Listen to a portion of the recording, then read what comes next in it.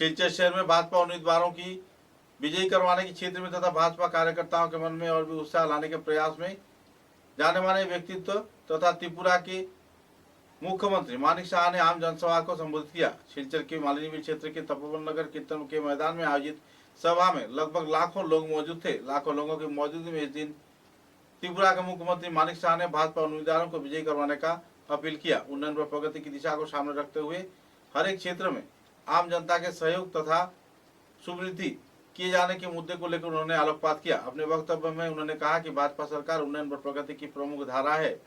पत्रकारों के साथ बातचीत के दौरान उन्होंने कई पहलुओं पर आलोकपात किए और सिलचर शहर के लोगों को डॉक्टर राजदीप राय को भाजपा दल की ओर से विजयी करवाने के लिए अपील भी किए।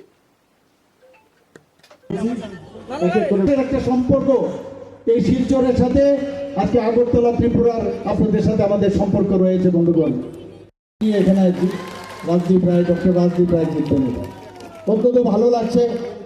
আমাদের ত্রিপুরা সম্পর্কে আপনারা সবাই জানেন যে আমরা সেখানে সবসময় যে কমিউনিস্টদের যে শাসন, সেই 35 বছরের শাসনের এগেনস্টে আমরা কিন্তু ফাইট করে এসেছি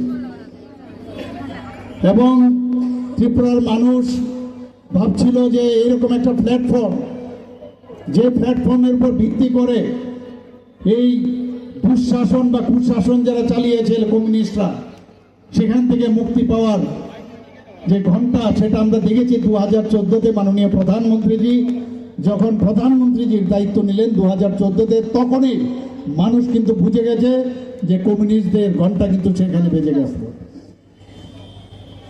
তো আজকের সেই ঘন্টার প্রতিধ্বনি এখানে আমি দেখতে পেয়েছি। একটু 2014 ইংরেজিতে উনি প্রধানমন্ত্রী হওয়ার আগে এসেছিলেন, আর সেই সংকল্প সমাবেশে উনি বলে গেছিলেন, আমার সংকল্প যে আমাকে যদি প্রধানমন্ত্রী বানান তাহলে 1 বছরের মধ্যে এলসি হিলের পাহাড় চিরে ব্রড গেজের ইঞ্জিন বরাক উপত্যকায় ঢুকবে। আজকে আমাদের বলতে বিগত 10 বছরে প্রায় লক্ষ কোটি টাকার উপরে কাজ আজকে শুধু বরাক উপত্যকায় হয়েছে।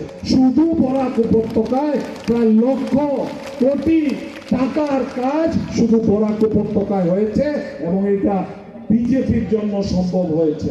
বন্ধুগণ, আপনারা অধীর হয়ে আছেন আমি জানি, আমার বক্তব্য দীর্ঘ করব না। আমি আবারও আমার ত্রিপুরার মুখ্যমন্ত্রীকে আমি আবারও বরাকের মাটিতে, মা কাছাকান্তির মাটিতে, মা কামাখ্যার মাটিতে ওনাকে স্বাগত জানাই আপনাদের হয়ে। আর